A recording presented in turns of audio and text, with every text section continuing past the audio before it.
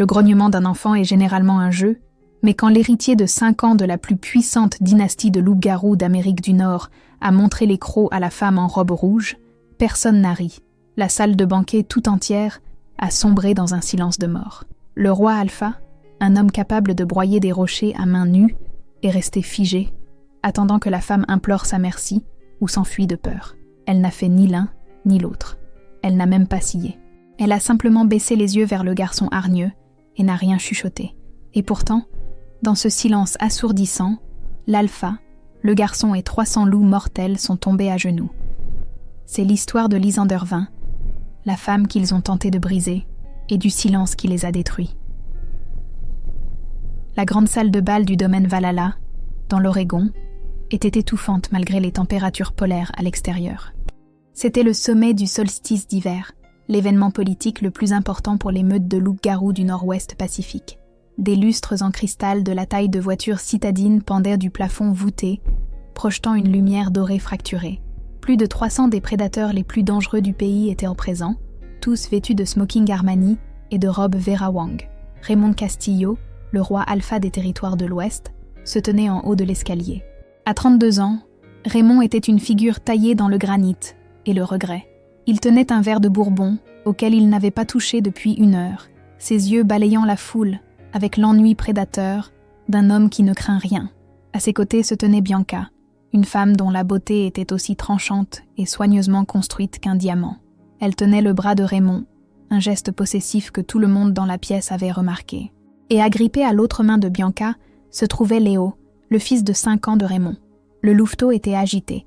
Son petit costume froissé perturbait ses sens, surchargé par le bruit et l'odeur de trop de loups inconnus. « Il doit aller se coucher, Raymond », murmura Bianca, sa voix ressemblant à de la soie sur de l'acier. La foule le rend anxieux. « Il est l'héritier », répondit Raymond d'un grondement sourd qui fit vibrer la poitrine de ceux qui se trouvaient à proximité. « Il doit apprendre à tenir bon ». Les lourdes portes en chêne à l'autre extrémité de la salle de bal gémirent en s'ouvrant. Normalement, les arrivées tardives étaient annoncées par le héros, mais celui-ci resta silencieux. Le quatuor à cordes s'arrêta de jouer en plein milieu d'une mesure. Le silence ne se propagea pas comme une vague. Il frappa la pièce comme un coup physique. Lysander Vane était de retour. Cela faisait 4 ans. 4 ans qu'elle avait été traînée hors de cette même maison, ensanglantée et hurlant son innocence. 4 ans qu'elle avait été marquée du sceau de traîtresse, accusée d'avoir divulgué les secrets de la meute aux chasseurs et d'avoir empoisonné la jeune sœur de Raymond. Elle avait été dépouillée de son rang, de son nom et de son lien de partenaire. Elle entra seule. Elle ne portait aucun bijou. Sa robe était une simple combinaison de soie cramoisie qui épousait une silhouette plus mince que dans les souvenirs de Raymond, mais plus dure aussi.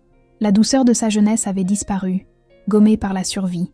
Ses cheveux sombres, autrefois bouclés, étaient lissés et coupés en un carré net, encadrant un visage d'une indifférence de porcelaine. Raymond sentit son loup intérieur percuter sa cage thoracique, hurlant un son de reconnaissance torturée. Partenaire. Même après le rejet, la biologie demeurait. Il agrippa la rambarde du balcon si fort que le bois vola en éclats dans un craquement sec. « Qui l'a laissé entrer ?» siffla Bianca, son odeur piquant sous l'effet d'une peur âcre. « Sécurité, sortez-la d'ici !» Lysander ne leva pas les yeux vers le balcon. Elle ne regarda pas les centaines de loups qui la fixaient avec un mélange de haine et de curiosité. Elle marcha droit vers le centre de la pièce, vers les tables du buffet, comme si elle s'arrêtait simplement pour prendre un verre. La foule s'écarta. Personne ne voulait la toucher. Elle était désormais une paria, sans protection, hors la loi. C'est alors que Léo bougea. Le garçon se libéra de l'emprise de Bianca. Il dévala le grand escalier, ses petits pieds martelant le tapis. « Léo, non !» cria Raymond, sautant par-dessus la rambarde pour atterrir accroupi au rez-de-chaussée. Mais le garçon était rapide. On lui avait raconté des histoires sur la sorcière en rouge. Bianca lui avait distillé du venin à l'oreille pendant des années, lui disant que cette femme était le monstre qui avait essayé de faire du mal à sa tante, le monstre qui voulait blesser son papa. Léo s'arrêta net à 1 mètre de Lysander. Il se mit à 4 pattes, ses mains se transformant en pattes, sa mâchoire s'allongeant. Une transformation partielle, signe d'une agression extrême pour un louveteau. Un grognement sourd et féroce s'échappa de la gorge du garçon. C'était un son maladroit, enfantin, mais l'intention était d'une pure violence. « Va-t'en !» hurla le garçon, sa voix se déformant en un grondement. « Méchante, tu es méchante. Raymond se figea à 3 mètres de là. Il vit la tension dans les épaules de Lysander. Si elle ripostait, si elle touchait à un seul cheveu de l'héritier, Raymond devrait la tuer. La loi l'exigeait. Il prépara ses muscles pour bondir et lui déchirer la gorge avant qu'elle ne puisse blesser son fils. Lysander s'arrêta. Elle baissa les yeux vers l'enfant hargneux. Elle ne recula pas. Elle ne s'excusa pas. Elle ne s'expliqua pas. Elle baissa simplement son regard. Ses yeux, habituellement d'un noisette chaleureux, semblèrent se transformer en des vides d'une obscurité absolue. Elle ne dit pas un mot. Elle n'utilisa pas sa voix d'alpha. Elle n'utilisa pas de commandement lunaire. Elle se contenta d'exister face à lui. Ce fut comme une chute de pression atmosphérique. L'air dans la pièce devint soudainement lourd, comme les secondes précédant l'arrivée d'une tornade. Ce n'était pas la pression chaude et agressive de la dominance d'un alpha. C'était le poids froid et écrasant de l'océan. Le grognement de Léo mourut dans sa gorge. Le garçon commença à trembler, non pas de peur, mais sous l'effet d'un instinct irrésistible de se faire tout petit. L'agression s'évapora, remplacée par un besoin primaire d'apaiser l'entité qui se tenait devant lui. Léo gémit. Il plaqua son ventre au sol, se roulant sur le côté pour exposer sa gorge, le signe ultime de soumission. Et cela ne s'arrêta pas là. Raymond sentit ses genoux fléchir. Son loup, l'alpha des alphas, gémissait dans sa tête, forçant son corps humain à s'incliner. « Soumets-toi, elle est supérieure, elle est la vérité. » Partout dans la pièce, 300 loups tombèrent. Certains tombèrent à genoux, d'autres baissèrent la tête en détournant les yeux. Le silence était absolu. Même le personnel de service, des humains qui ne connaissaient rien à la dynamique des loups, ressentit l'irrésistible besoin de regarder le sol. Bianca, debout en haut des marches, fut forcée de se mettre à genoux, luttant pour respirer comme si l'oxygène avait été aspiré de la pièce. Lysander regarda le garçon une seconde de plus, puis le contourna. Elle se dirigea vers le bar, se servit un verre d'eau et but une gorgée. Ce n'est qu'à ce moment-là que la pression se leva. Raymond haleta, ses poumons brûlants comme s'ils venaient de remonter des profondeurs de l'eau. Il regarda Lysander, l'horreur et l'admiration se livrant bataille dans sa poitrine. Ce n'était pas un tour. C'était l'aura d'un loup qui avait transcendé les rangs. Elle se tourna, verre à la main, et regarda enfin Raymond. « Bonjour, Raymond, » dit-elle, sa voix enrouée par le manque de pratique. « Je crois que tu as quelque chose qui m'appartient. » Le silence qui suivit sa déclaration fut brisé par le son des pleurs de Léo. La pression s'était dissipée, laissant le garçon confus et terrifié. Raymond bougea instantanément, prenant son fils dans ses bras, mais ses yeux ne quittèrent jamais Lysander. « Sécurité !» aboya Raymond, bien que sa voix manque de son tonnerre habituel. « Évacuez la salle immédiatement. » Ce fut le chaos. Les invités, terrifiés par cette démonstration de dominance de la part d'une prétendue paria, se précipitèrent vers les sorties. Bianca descendit les escaliers en courant, le visage déformé par la fureur, arrachant Léo des bras de Raymond. « Elle l'a attaqué !» hurla Bianca, pointant un doigt manucuré vers Lysander. « Vous l'avez vu, elle a utilisé une sorte de magie de sorcière sur lui. Tue-la, Raymond !» « Silence !» trancha Raymond. Il regarda son bêta, un homme balafré nommé Kyle. « Emmène Bianca et Léo dans l'aile est. Verrouille tout. Personne n'entre ni ne sort. Tu ne peux pas me renvoyer !» protesta Bianca. Mais Kyle l'escortait déjà au loin. Quand les lourdes portes se refermèrent enfin, seuls Raymond et Lysander restèrent au milieu des décombres de la salle de banquet. L'air sentait encore la peur et le parfum coûteux. « Que fais-tu ici, Lysander ?» demanda Raymond. Il essaya d'invoquer son aura d'alpha pour l'intimider, mais c'était comme essayer d'intimider un glacier. Cela glissait simplement sur elle. « J'ai reçu une invitation », dit calmement Lysander, sortant une enveloppe froissée de sa pochette. « Ce n'est pas moi qui l'ai envoyée. Je sais, mais quelqu'un l'a fait. » Elle la posa sur la table. « Et puisque j'étais dans le quartier, je me suis dit que je passerais récupérer mon dû. » « Récupérer quoi ?» Raymond s'approcha. Il pouvait la sentir maintenant. Elle ne sentait plus la vanille et la pluie comme dans ses souvenirs. Elle sentait l'ozone, l'acier et le vieux sang. « Tu as été exilé. Si on te trouve sur les terres de la Meute, la sentence est la mort. Tu le sais. Je ne suis pas sur les terres de la Meute, » dit doucement Lysander. « Je me tiens sur la terre que ma grand-mère possédait avant que ton grand-père ne signe un traité pour l'emprunter. Vérifie ton acte de propriété, Raymond. Le bail a expiré hier à minuit. » Raymond se raidit.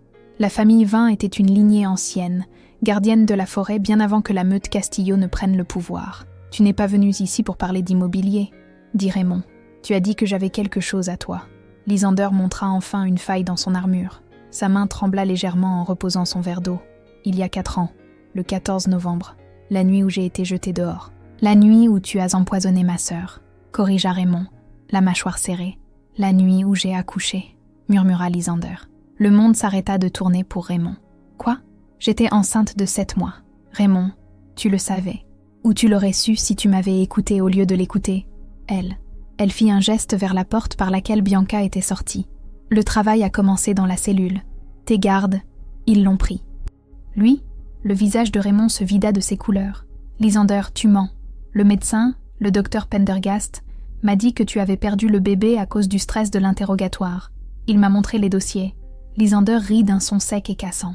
Le docteur Pendergast s'est acheté une villa de vacances aux Maldives 2 semaines après mon exil. Ne t'es-tu jamais demandé d'où venait l'argent ? Elle fit un pas en avant. Et pour la première fois, Raymond vit le feu dans ses yeux. Ce n'était pas le feu d'une amante. C'était le feu d'une louve mère qui n'avait plus rien à perdre. Je me suis réveillée dans la forêt, Raymond. Vide, sanglante. Ils m'ont dit que mon fils était mort. Je les ai crus pendant 2 ans, jusqu'à ce que je rencontre une voyante à la Nouvelle-Orléans qui m'a raconté une autre histoire. Elle pointa un doigt vers les portes closes de l'aile est. Ce garçon, celui qui vient de me grogner dessus, celui que tu appelles Léo. Raymond secoua la tête, reculant. Non, c'est impossible. Léo est Léo. Léo est mon fils, le fils de Bianca. Elle lui a donné naissance 1 mois après ton départ. Il était prématuré. Regarde-le, Raymond. La voix de Lysander se brisa, montant en un cri. Regarde ses yeux. Bianca a les yeux bleus. Tu as les yeux gris. Les yeux de Léo sont noisettes. Mes yeux. La génétique saute des générations, argumenta Raymond. Mais son cœur martelait un rythme frénétique contre ses côtes.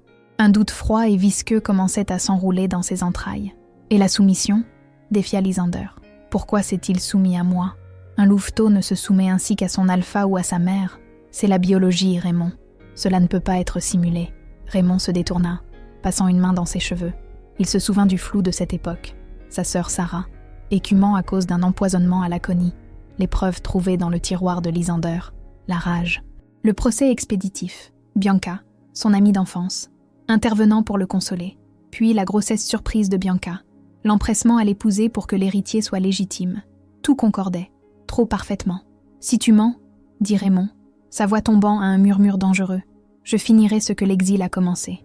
Et si je dis la vérité, rétorqua Lysander, si Bianca a volé mon enfant et que tu l'as élevé pour qu'il me haïsse, qu'en sera-t-il alors, roi Alpha ? Raymond se tourna vers elle. Alors je réduirai ce royaume en cendres.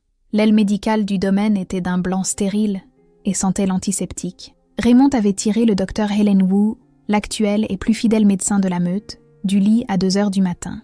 Le docteur Wu était une femme pragmatique d'une 60aine d'années, aux cheveux striés de gris et à la réputation d'intégrité absolue. Elle ajusta ses lunettes, regardant alternativement le roi Alpha, la femme exilée assise sur la table d'examen et le garçon endormi dans le lit de camp. « J'ai besoin d'un test ADN de parenté, » dit Raymond, « et d'une analyse des marqueurs de maternité, des résultats immédiats. Cela nécessite une ponction lombaire pour que les marqueurs soient précis aussi rapidement, » avertit le docteur Wu. « Ce sera douloureux pour l'enfant. »« Faites-le, » dit Raymond, son visage comme un masque de pierre. « Je vais le tenir, » dit Lysander en se levant. « Tu ne le toucheras pas, » aboya Raymond. « Il va se réveiller en hurlant si vous lui plantez une aiguille dans la colonne vertébrale, » dit calmement Lysander. « Tu es trop en colère. Il sent ta rage. Cela va le paniquer. Je suis la seule assez calme. » Le docteur Wu regarda Raymond. Il fit un bref signe de tête. Lysander s'approcha du lit. Léo dormait d'un sommeil agité, serrant un ours en peluche. Les mains de Lysander planèrent au-dessus de lui. Elle fredonna un air bas et discordant.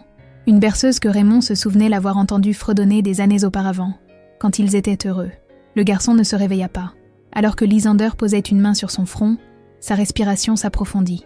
Il s'apaisa instantanément. Raymond regardait, la poitrine serrée.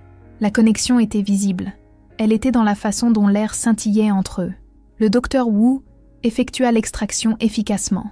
Léo gémit une fois, mais Lysander murmura un mot dans la langue ancienne et il se rendormit profondément. « Donnez-moi 25 minutes, » dit le docteur Wu, emportant les flacons au laboratoire adjacent. L'attente fut atroce. Raymond faisait les 100 pas dans la petite pièce. Lysander était assise, les yeux fixés sur Léo. « Il te ressemble, » chuchota-t-elle. « Il a ton menton, ton entêtement. Il a le tempérament de Bianca, » grommela Raymond. « Est-ce vrai ? Ou est-ce juste un enfant frustré vivant avec une mère qui ne comprend pas sa nature ? Bianca l'aime. Bianca aime être la mère de l'héritier, corrigea Lysander. Il y a une différence. La porte du laboratoire s'ouvrit. Le docteur Wu sortit. Elle tenait une tablette à la main. Son visage était pâle. Elle ne regarda pas Raymond. Elle regarda Lysander avec une expression d'une profonde tristesse. « Alors ?» exigea Raymond. « Le test de parenté confirme la paternité, » dit le docteur Wu. « Vous êtes le père, Alpha. Et la mère ?» demanda Raymond, l'air semblant quitter la pièce. Le docteur Wu tourna la tablette. Les marqueurs génétiques correspondent à 99% à Lysander 20. Bianca n'a aucun lien de parenté avec l'enfant. Raymond fixa l'écran. Les chiffres dansaient devant ses yeux. « Attendez, » dit le docteur Wu en faisant défiler l'écran. « Il y a autre chose. J'ai trouvé des traces d'un suppresseur dans le sang du garçon. » « Un suppresseur ?» Lysander se leva. « De quel genre ? Du nitrate d'argent mélangé à de l'aconite, » dit le docteur Wu, la voix tremblante. « À microdose. On l'utilise pour stopper la croissance d'un loup, pour le garder faible, pour le rendre docile. » Un grondement monta dans la poitrine de Raymond, profond et tectonique. « Elle l'empoisonnait, » murmura Raymond. « Pendant des années, pour qu'il reste gérable, » dit Lysander, les larmes coulant enfin sur ses joues. « Parce qu'elle n'est pas sa mère. Elle ne pouvait pas le contrôler par un lien, alors elle l'a contrôlé par des drogues. » Raymond se tourna vers la porte, ses yeux passant du gris à l'or brillant du loup. Sa rage n'était plus un feu, c'était une détonation nucléaire. « Où vas-tu » demanda Lysander. « La tuer ?»« Non, » dit Lysander. Sa voix était tranchante, autoritaire. Raymond s'arrêta, la main sur la poignée. Il se tourna vers elle, choqué qu'elle l'arrête. « Elle a volé ma vie, Raymond. Elle a volé mon fils. Elle a volé nos années. » Lysander s'approcha de lui, les yeux durs comme des diamants. « La mort est trop facile. Elle m'a détruite publiquement. Elle a tout pris devant toute la meute. » Lysander lissa le devant de sa robe rouge. « Je ne veux pas qu'elle meure. Pas encore. Je veux qu'elle perde tout. Je veux qu'elle regarde pendant que je récupère mon fils, mon rang et mon nom. Je veux que ce soit elle qui soit à genoux. » Raymond regarda sa partenaire, la véritable reine qu'il avait écartée. Il vit la vengeance dans son cœur, et elle égalait la sienne. « De quoi as-tu besoin ?» demanda Raymond. « Ce soir, c'est le sommet, » dit Lysander. « Le conseil des alphas est ici. La presse est ici. Nous retournons dans la salle de bal et nous leur disons la vérité. Cela provoquera une guerre civile, » avertit Raymond. « La famille de Bianca est puissante.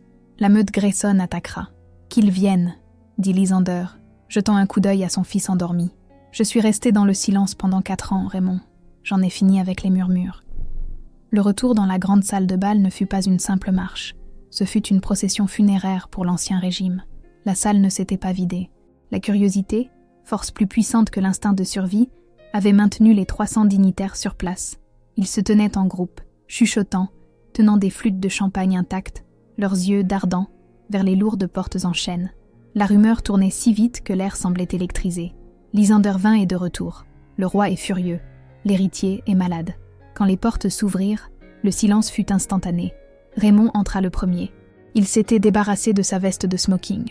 Sa chemise blanche était déboutonnée au col, les manches retroussées pour révéler des avant-bras tendus à l'extrême. Il n'avait plus l'air d'un hôte. Il ressemblait à un bourreau. Un pas derrière lui, à sa droite, la position traditionnelle de la Luna, marchait Lysander. Elle avait essuyé les larmes de son visage. Son expression était illisible. Un masque de porcelaine lisse. Mais son odeur avait changé. Ce n'était plus seulement l'ozone d'une tempête, c'était l'odeur brûlante du jugement. Où est-elle ? La voix de Raymond n'avait pas besoin de micro. Elle porta jusqu'au fond du plafond voûté, ricochant sur les cristaux. Kyle, le bêta, s'avança de l'ombre près de l'estrade. Il tenait fermement le bras de Bianca. Bianca semblait débraillée. Son chignon parfait se défaisait, ses yeux étaient écarquillés et maniaques. À ses côtés se tenait son père, Victor Grayson, l'alpha de la meute des montagnes du Nord. Victor était une montagne d'hommes, à la barbe grise et couvert de balafres, rayonnant d'hostilité. « Lâche ma fille, Kyle !» grogna Victor, sa voix tonnante. « Vous n'avez pas le droit de détenir la Luna de cette meute sans charge. »« Elle n'est pas la Luna, » dit Raymond en montant les marches de l'estrade. Il se tint au centre de la scène, surplombant la foule. Elle ne l'a jamais été. Un souffle de stupeur parcourut la salle. « Raymond, que fais-tu » cria Bianca, essayant de dégager son bras. Elle regarda la foule, ses yeux s'emplissant de larmes feintes. Il est sous l'emprise d'un sort. Cette femme, cette sorcière, elle lui a fait quelque chose. Elle a attaqué notre fils. Ne prononce pas son nom, tonna Raymond. Le commandement percuta Bianca, lui fermant la bouche avec un clic audible. Raymond se tourna vers la foule. « Il y a 4 ans, j'ai exilé Lysander Vin pour crime contre la meute. Je l'ai accusé d'avoir empoisonné ma sœur et vendu des secrets. J'avais tort. »« Tu n'avais pas tort », hurla Victor, s'interposant entre Raymond et la foule. « Nous avons vu les preuves, nous avons vu Laconie dans sa chambre. Placée là par d'autres, » dit Raymond, « par la même personne qui a payé le docteur Pendergast pour falsifier un certificat de mort-né. » Raymond fit un geste vers le côté de la scène. Le docteur Wu s'avança. Elle semblait terrifiée mais résolue. Elle brandit la tablette, connectée à l'écran géant de la salle de bal. « Voici l'analyse génétique de l'héritier, Léo, » dit le docteur Wu, sa voix tremblant légèrement dans le micro. L'écran s'anima. 2 hélices d'ADN tournèrent pour fusionner. Les noms apparurent en gras. Père, Raymond Castillo. Mère, Lysander Vin. Correspondance, 90,9%. La salle explosa. Des cris d'incrédulité, de confusion et d'indignation se heurtèrent dans l'air. « Faux !» hurla Bianca, retrouvant sa voix. « Elle l'a truqué. C'est un mensonge. » « Et ceci, » continua le docteur Wu, sa voix s'élevant au-dessus du bruit en passant à la diapositive suivante, est un rapport de toxicologie effectué sur le sang du garçon il y a 40 minutes. Le silence retomba sur la salle. L'écran montrait une décomposition chimique. Niveaux élevés de nitrate d'argent, traces d'aconite.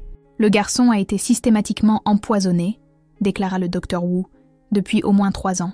Le dosage a été calculé pour supprimer son esprit de loup, pour le garder faible, confus et docile. Cela crée une dépendance. S'il arrête de le prendre, il entre en état de manque. Raymond fit un pas en avant, ses yeux brûlants d'or. Tu l'as drogué, tu l'as volé du ventre de sa mère alors qu'elle gisait inconsciente. Tu l'as laissé être traîné dans les bois en pensant que son enfant était mort.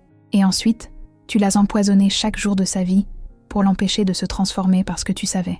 Raymond regarda Bianca avec un dégoût si profond qu'il semblait être une douleur physique. Tu savais que s'il se transformait un jour, il lui ressemblerait. Il sentirait comme elle, et le mensonge serait terminé. Bianca tremblait, son visage était devenu pâle, le maquillage ressortant comme de la peinture de guerre. Elle regarda Raymond, puis la foule, n'y voyant aucune sympathie, seulement de l'horreur. « J'ai fait ce que je devais faire », hurla Bianca, son masque se brisant. « Pour protéger la meute, un fils de paria, la progéniture d'une traîtresse sur le trône. Je l'ai élevé, je suis restée à son chevet, je suis sa mère à tous les égards. Tu es son tortionnaire, » dit Lysander. C'était la première fois qu'elle parlait depuis son entrée dans la pièce.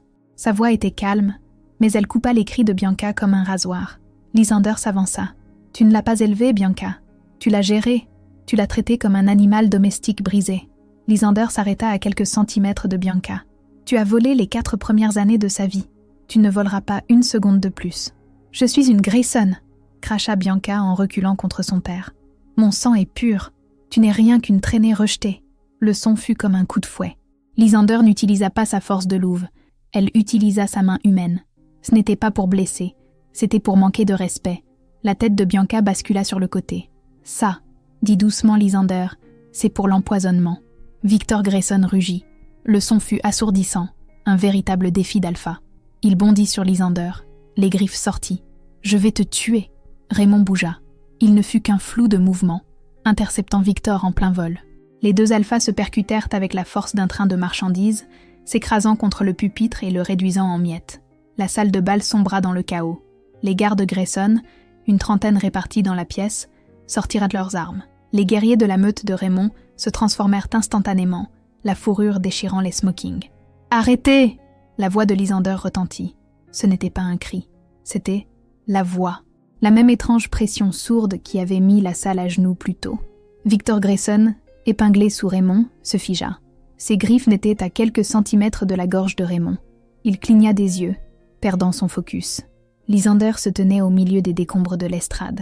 Elle ne semblait pas effrayée, elle semblait fatiguée. « Il n'y aura pas d'effusion de sang ce soir, » dit Lysander.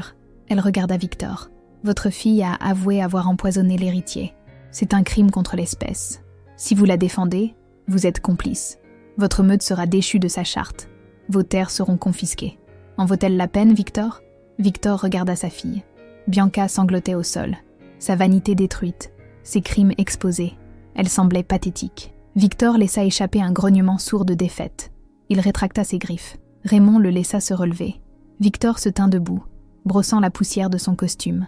Il regarda Bianca avec des yeux froids et morts. « Tu as déshonoré mon nom. »« Papa, s'il te plaît » pleura Bianca, tendant la main vers lui. Victor recula. « Moi, Victor Grayson, je te rejette de la meute des montagnes du Nord. Tu es une paria. » Bianca hurla, alors que le lien métaphysique se rompait. Être rejeté par un partenaire était douloureux. Être rejeté par sa propre meute de naissance était une agonie. Elle se mit en boule, gémissant. « Emmenez-la aux cellules », ordonna Raymond à ses gardes. « Et faites venir le conseil.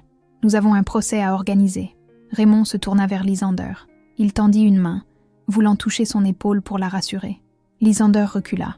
La distance entre eux n'était que de 30 centimètres, mais elle semblait être un gouffre. « Le spectacle est terminé, Raymond, » dit-elle d'une voix dépourvue de chaleur. « Maintenant, j'ai un fils à sauver. » Elle se tourna et sortit de la salle de bal, laissant le roi seul dans sa victoire, qui avait un goût de cendre. L'aile et du domaine Valhalla avait été transformée en unité de soins intensifs improvisés.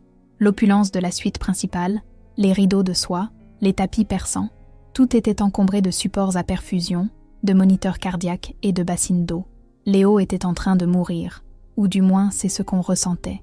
Le sevrage du cocktail de nitrate d'argent et d'aconie était brutal. Son petit corps livrait une guerre contre lui-même. Sa température montait à 41 degrés, puis chutait en quelques minutes dans une hypothermie tremblante.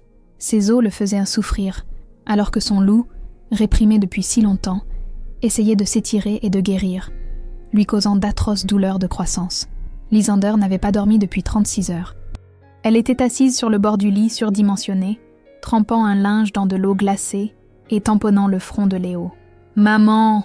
gémit Léo en s'agitant dans les draps. Le cœur de Lysander bondit, puis se brisa. Il ne l'appelait pas, elle. « Bianca !» gémit-il. « Je veux maman. » Lysander se figea.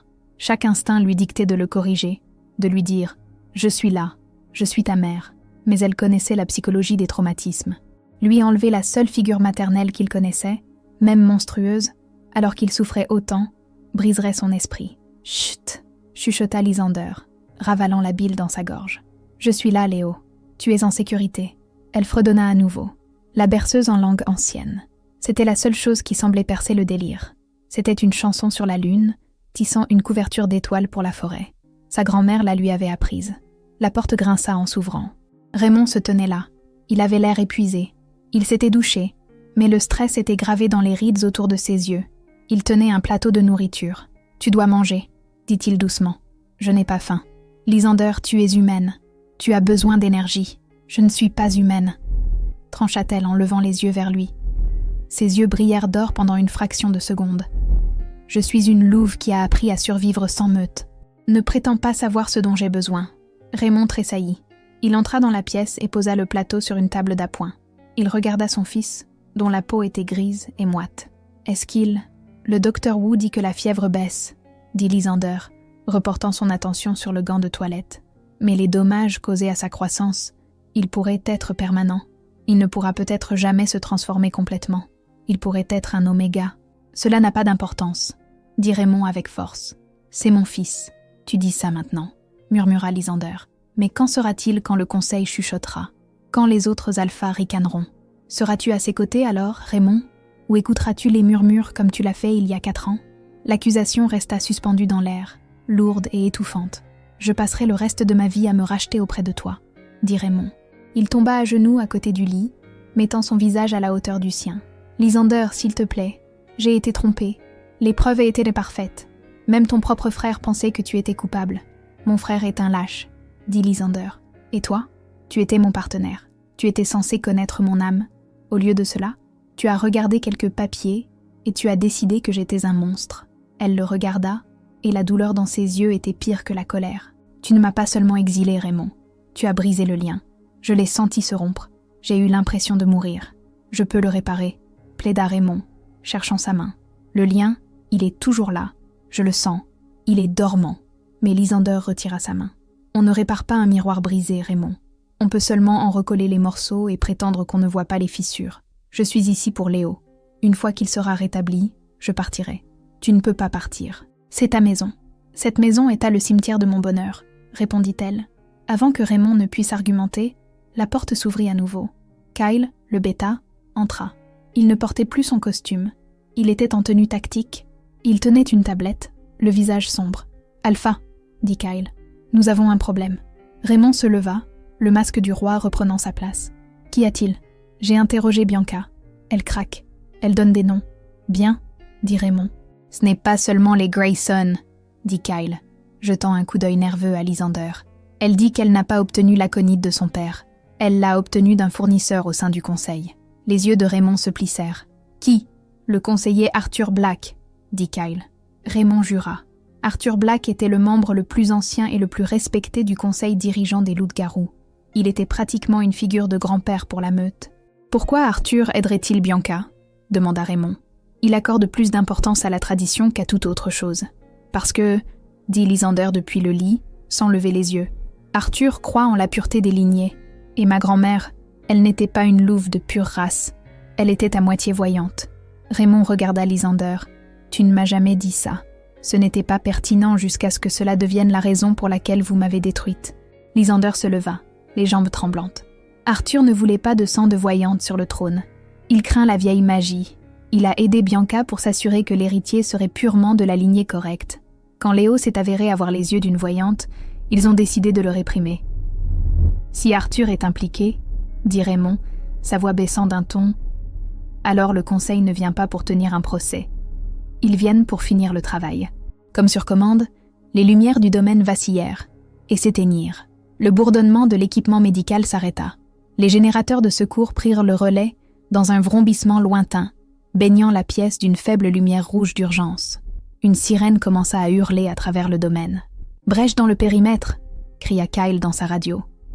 « Secteur 4 et 5, ils sont à l'intérieur du mur. »« Qui est-ce » aboya Raymond. « Ce ne sont pas les Grayson. » La voix de Kyle était serrée par la peur. « C'est la garde du conseil et des chasseurs. » Le sang de Raymond ne fit qu'un tour.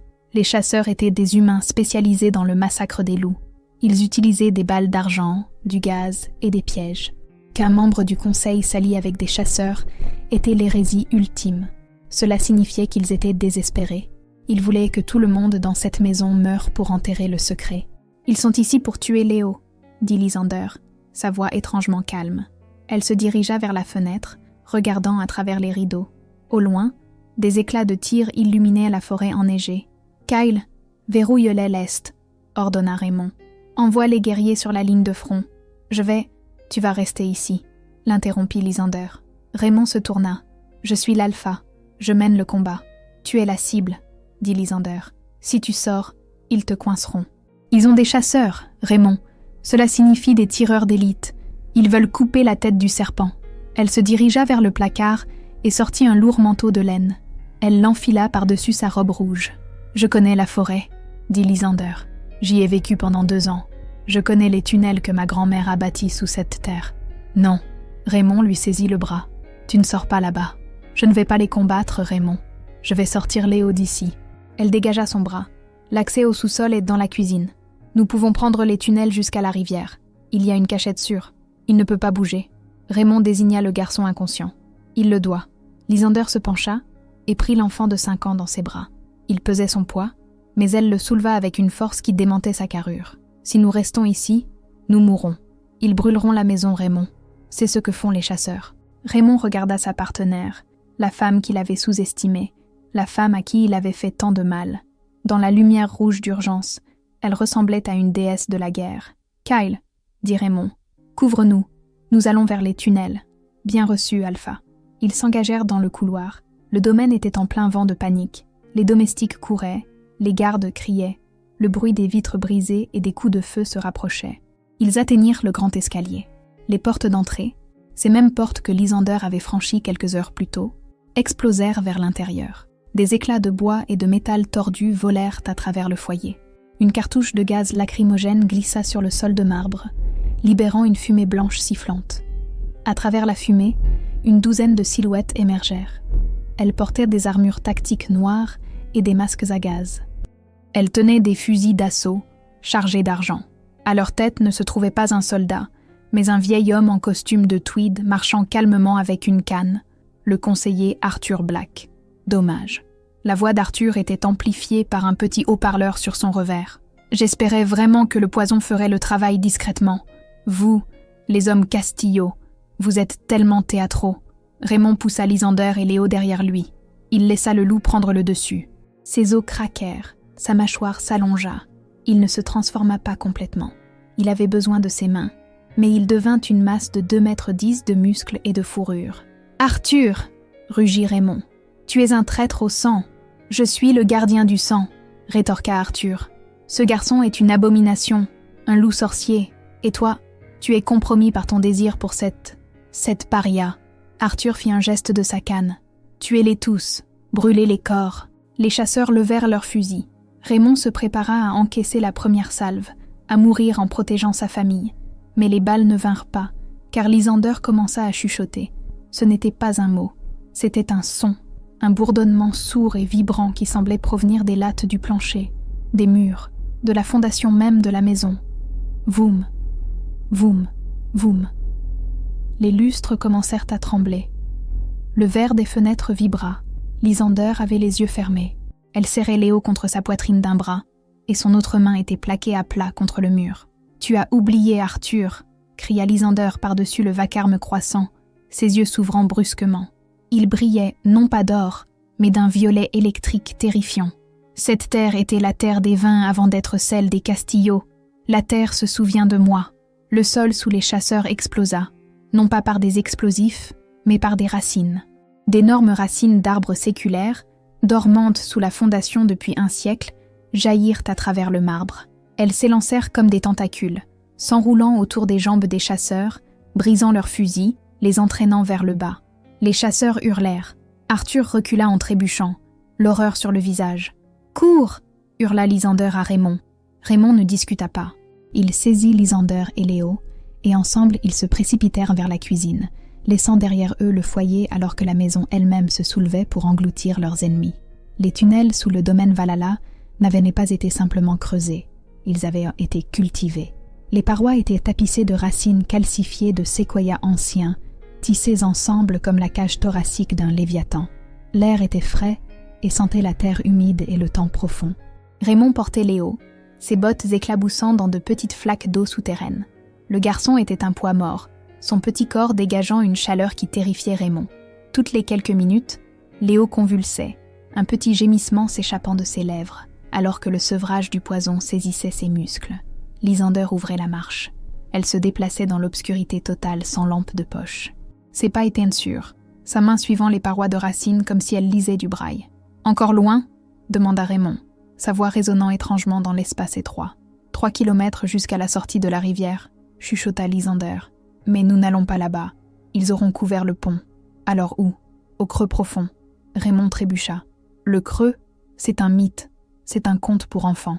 C'est réel, » dit Lysander sans ralentir. « Ma grand-mère m'y a emmené quand j'étais petite. C'est là que les lignes telluriques de la forêt se croisent. C'est un lieu de guérison, Raymond. Mais c'est aussi un lieu de jugement. Les chasseurs ne peuvent pas le trouver. Leur technologie ne fonctionne pas là-bas. » Ils marchèrent en silence pendant une autre heure. Raymond observait la femme devant lui. Dans la pénombre, la soie rouge de sa robe ressemblait à du sang frais. Il se souvint de la jeune fille qu'elle était autrefois, timide, désireuse de plaire, cherchant toujours sa validation. Cette fille était morte. À sa place, se trouvait une créature de silence et de secret, une femme qui commandait à la terre elle-même. Il ressentit une pointe de perte si aiguë qu'elle faillit le faire tomber à genoux. Il avait échangé une déesse contre une contrefaçon. « Ici », dit Lysander en s'arrêtant brusquement. Elle pressa sa paume contre un mur de terre solide. Elle murmura un mot dans la langue ancienne. « Apura ». Les racines gémirent et se tordirent, s'écartant pour révéler une petite chambre circulaire tapissée de mousse luminescente. Au centre de la chambre se trouvait un bassin d'eau d'où s'échappait une légère vapeur. « Mets-le dans l'eau », ordonna Lysander. Raymond hésita. « Il brûle de fièvre, Lysander. Ce n'est pas de l'eau chaude. C'est de l'eau de source riche en minéraux, chauffée par le noyau de la terre. Elle va extraire le poison. » Raymond entra dans le bassin, portant toujours sa chemise de cérémonie et son pantalon ruiné. Il déposa Léo dans l'eau. Le garçon haleta au contact du liquide sur sa peau. Puis son corps devint flasque, flottant avec légèreté. Lysander s'agenouilla au bord. Elle sortit une petite pochette de son corsage, des herbes séchées qu'elle semblait avoir portées sur elle, même pour le banquet. Elle les saupoudra sur l'eau. La vapeur devint violette et sentit la lavande et l'ozone. « Maintenant, nous attendons », dit Lysander en s'asseyant contre la paroi de racine, ramenant ses genoux contre sa poitrine.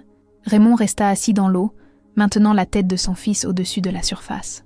Le silence s'étira entre eux, lourd et tranchant. « Tu savais pour les tunnels », finit par dire Raymond. « Tu savais pour la magie. Pourquoi ne me l'as-tu pas dit quand nous étions partenaires ?»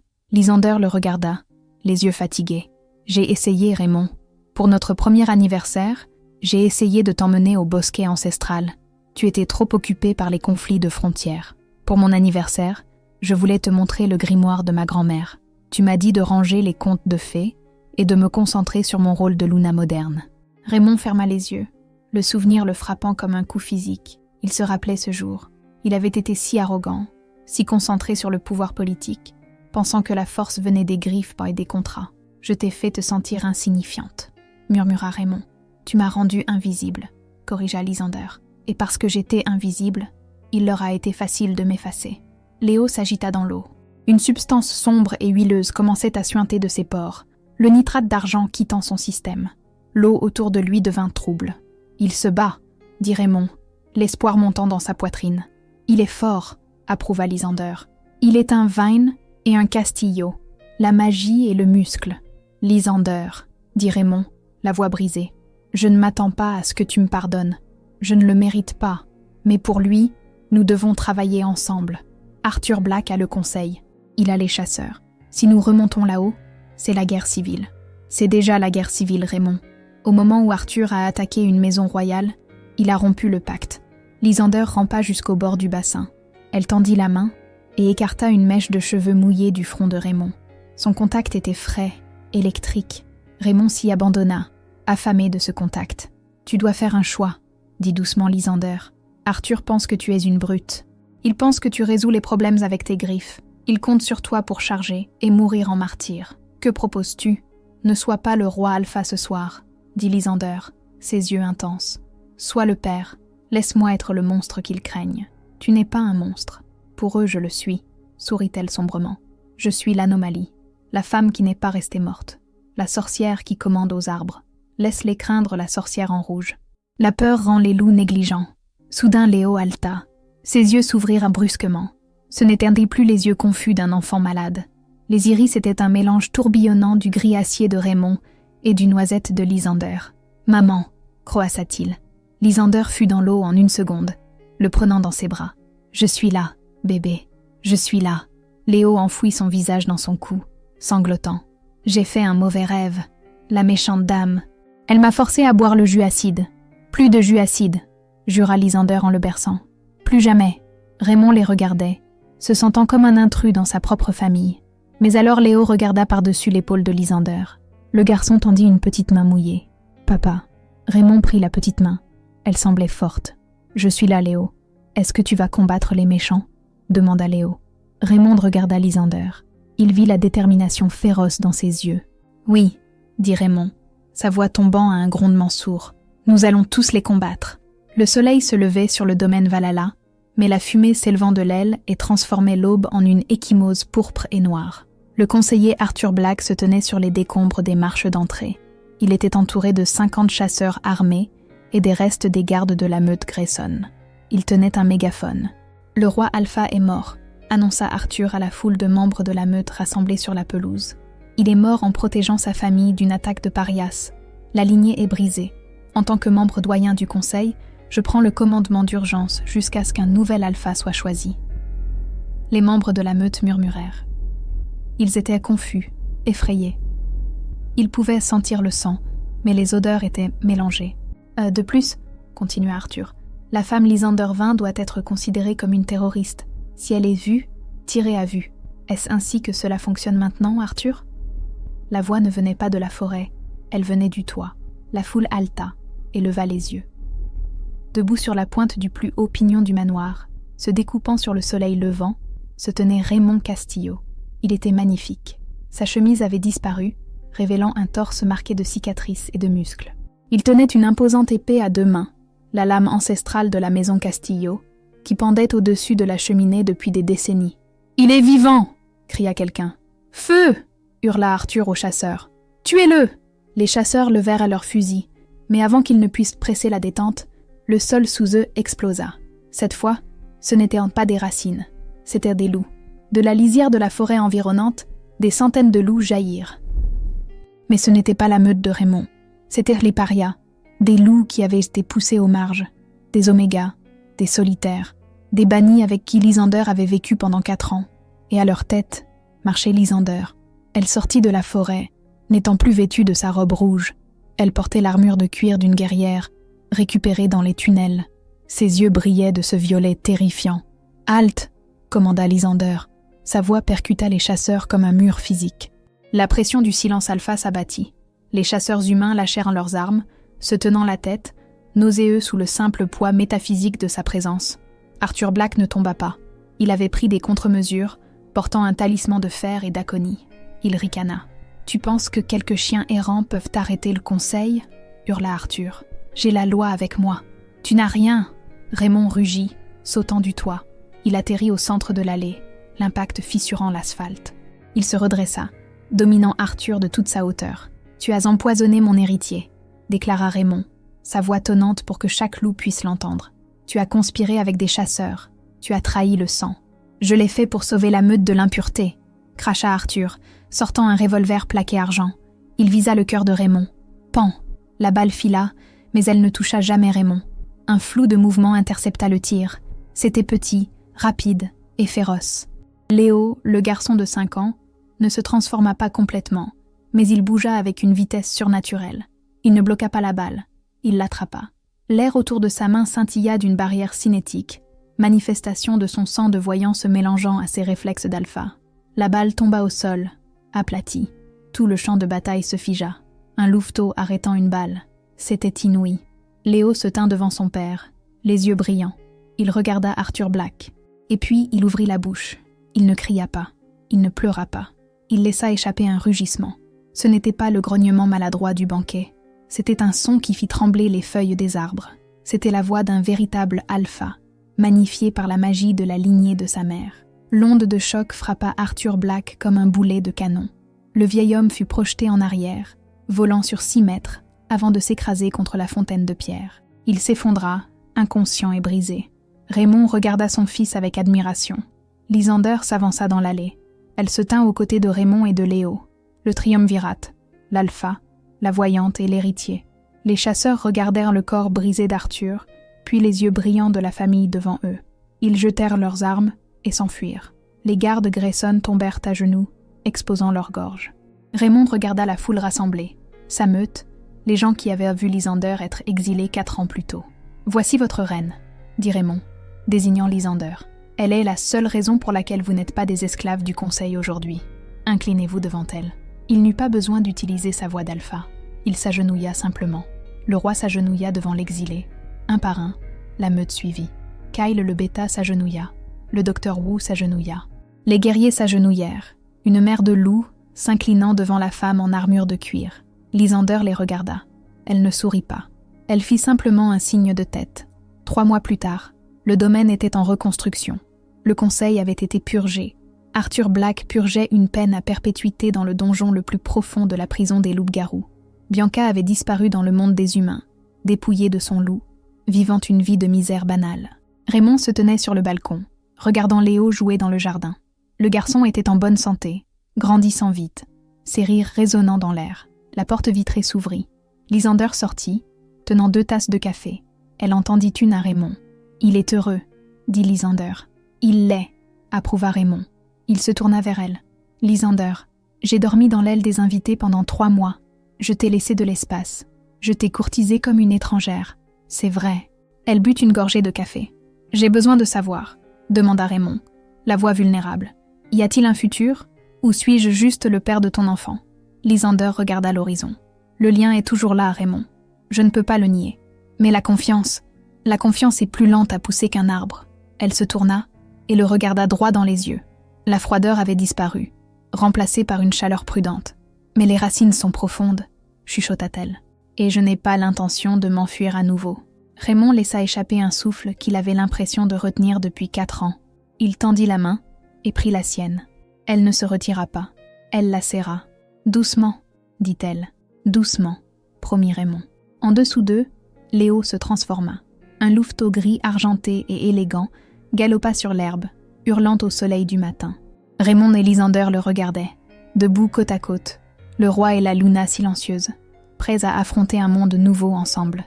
Et ainsi, la femme qui ne chuchotait rien finit par rugir plus fort qu'eux tous. Lysander Vane n'a pas seulement repris son rang, elle a réécrit les lois de la meute. Elle a appris au roi Alpha que la vraie force n'est pas dans la puissance du grondement, mais dans la capacité à endurer le silence. On dit qu'il faut toute une vie pour reconstruire la confiance. Mais en voyant Raymond et Lysander ensemble à la fin, je pense qu'ils ont toutes leurs chances. Après tout, ils ont Léo, le garçon qui a attrapé une balle et sauvé leur royaume.